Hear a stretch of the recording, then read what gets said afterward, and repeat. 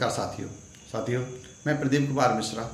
आज की वीडियो में आपसे बात करने जा रहा हूं अतिशेष के विषय में, अतिशेष शिक्षकों के विषय में। इस वीडियो में हम आपसे बात करने जा रहे हैं। अतिशेष शिक्षक कौन से होंगे शालाओं में, किन शिक्षकों को अतिशेष माना जाएगा, इस बात पर हम चर्चा करेंगे। साथ ही हम इस बात पर भी चर्चा करेंगे कि शासन की मंशा, शासन ने कौन सी रणनीति अपनाई है इन अतिशेष शिक्षकों को, वो कौन सी शालाएँ रहेंगी जिनमें भेजने की तैयारी शासन कर रही है। साथियों, हमारे जो अतिशेष शिक्षक हैं, अगर उन्हें अपनी मनपसंद शालाओं में जाना है और अगर वहाँ पद रिक्त हैं तो उनको स्वैच्छिक आवेदन कर देना चाहिए। स्वैच्छिक आवेदन करके वो अपनी मनपसंद शालाओं में जा सकते हैं। नहीं तो इसके बाद प्रशासनिक ट्रांसफ़र के जरिए, प्रशासनिक सर्जरी के जरिए शासन द्वारा आपको उन शालाओं में पहुँचाया जाएगा जहाँ पर रिक्त स्थान होगा। साथियों, वो कौन सी शालाएँ होंगी उन पर हम इस वीडियो में आपसे चर्चा करेंगे। बने रहिए मेरे साथ और देखते रहिए मेरा वीडियो। साथियों, सबसे पहले हम बात करते हैं कि अतिशेष में हमारे कौन से साथी आएंगे। साथियों, जाहिर सी बात है कि किसी भी शाला में या किसी भी कार्यालय में जो भी पद स्वीकृत हैं, शालाओं में छात्र संख्या के मान से जो पद स्वीकृत हैं, उन स्वीकृत पदों के अतिरिक्त अगर कोई शिक्षक वहाँ पर कार्यरत है तो वह अतिशेष की स्थिति में आएगा। इसी प्रकार अगर कोई कर्मचारी, अगर स्वीकृत पद से ज़्यादा, अन्य विभागों के कर्मचारी कोई भी स्वीकृत पद से ज़्यादा अगर वहाँ पे कार्यरत है तो वो भी अतिशेष की स्थिति में आएंगे। जैसा कि हम जानते हैं कि प्राइमरी स्कूल में मिनिमम 2 टीचर तो कार्यरत रहेंगे ही, भले ही छात्र संख्या कितनी भी हो। लेकिन उसके बाद अगर छात्र संख्या 60 से ज़्यादा रहती है, एक से शिक्षक हम जानते हैं, छात्र संख्या 30 पर एक शिक्षक रहता है।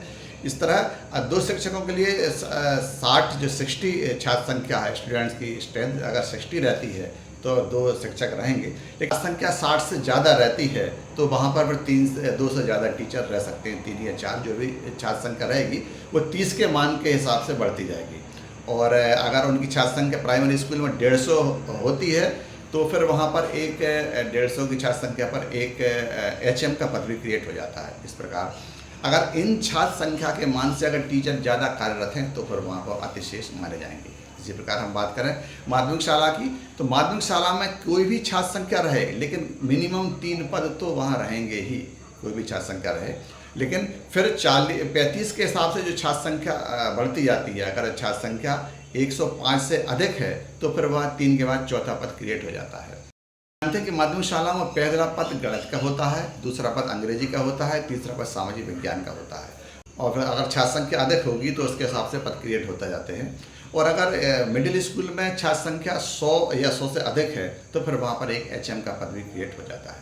लेकिन साथियों, अगर हम बात करें हाई स्कूल की, तो हाई स्कूल में भी कक्षा अगर 9th और 10th क्लास है तो वहाँ पर 6 विषय के लिए अलग अलग टीचर रहेंगे।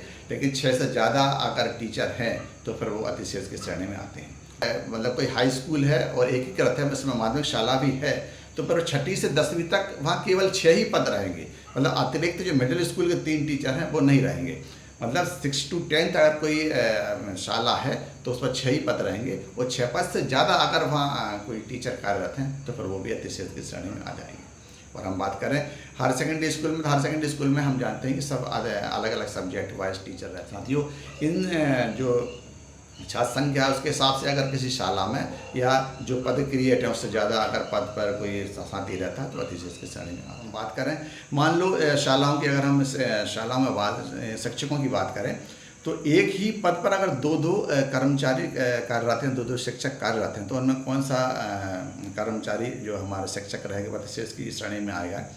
तो साथियों, इस पर मध्य प्रदेश तबादला नीति 2026 में यह स्पष्ट कर दिया है कि अगर कोई भी कर्मचारी 2 वर्ष के भीतर किसी शाला में स्थानांतरित होकर गया है और उसके कारण अतिशेष की स्थिति निवृत्त हुई है तो वह 2 वर्ष के भीतर शाला में पहुंचने वाला कर्मचारी ही अतिशेष की श्रेणी में रहेगा।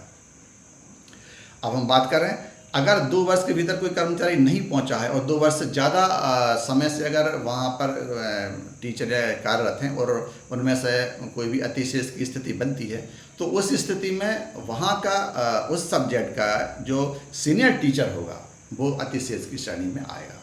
अगर कोई सीनियर टीचर है और वह 2 वर्ष से ज़्यादा समय से कार्यरत है, 2 वर्ष के भीतर कोई जूनियर वहाँ पे नहीं आया है, तो जूनियर और सीनियर में से जो सीनियर टीचर रहेगा वो उस अतिशेष की श्रेणी में आएगा।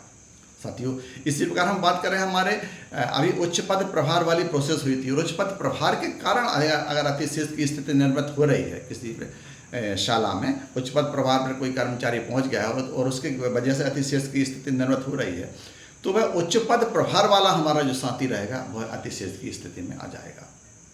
साथियों, अब मैं हमारे अतिशेष साथियों से ये बात कहना चाहता हूँ, उनसे निवेदन करना चाहता हूँ कि वो इस अगर अतिशेष की स्थिति में हैं तो अपना स्वैच्छिक आवेदन कर दें। अभी 19 तारीख से स्वैच्छिक आवेदन के लिए प्रोसेस मध्य प्रदेश तबादला नीति में रखी गई है। 19 से 23 तारीख तक स्वैच्छिक आवेदन हो रहे हैं। जो भी शालाओं में जहाँ पर पद स्वीकृत हैं और पद खाली है तो वहाँ पर स्वैच्छिक आवेदन हो सकते हैं। उन शालाओं में आवेदन करने से ये फ़ायदा रहेगा कि अभी हम अपनी जो पद जहाँ पर खाली हैं उन मनपसंद शालाओं में आवेदन करके अपना ट्रांसफ़र ले सकते हैं और अतिशेष की स्थिति से बाहर आ सकते हैं।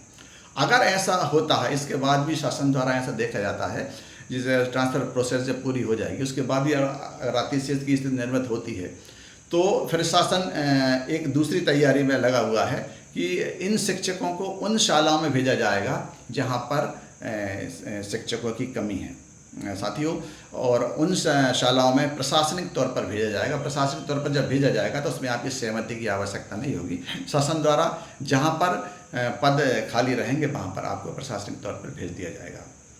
इसलिए इस स्थिति से बचने के लिए हमको स्वैच्छिक आवेदन कर देना चाहिए, ऐसा मेरा मानना है। प्रशासनिक सर्जरी की अगर हम बात करें तो हमारे मध्य प्रदेश में लगभग 1895 ऐसी शालाएँ निकली हैं। 1895 ये बहुत बड़ा आंकड़ा है। ऐसी शाला निकली हैं जो या तो शिक्षक विहीन हैं या फिर जहाँ पर एक शिक्षक कार्यरत है। ऐसी शालाओं में ही इन शिक्षकों को, अतिशेष शिक्षकों को भेजने की शासन की मंशा है और शासन इस रूप में तैयारी कर भी रहा। खराब स्थिति है। अब इसमें अगर हम बात करें, सबसे ज़्यादा खराब स्थिति हमारे प्राइमरी स्कूल्स में देखने को मिल रही है। यहाँ पर प्राइमरी स्कूल का अगर हम आंकड़ा देखें तो 1379 स्कूल ऐसे निकल के सामने आ रहे हैं जहाँ पर एक भी शिक्षक नहीं है। हम बात करें माध्यमिक शालाओं की तो माध्यमिक शालाओं में 479 ऐसी माध्यमिक शालाएं हैं जहाँ पर एक भी शिक्षक कार्यरत नहीं है।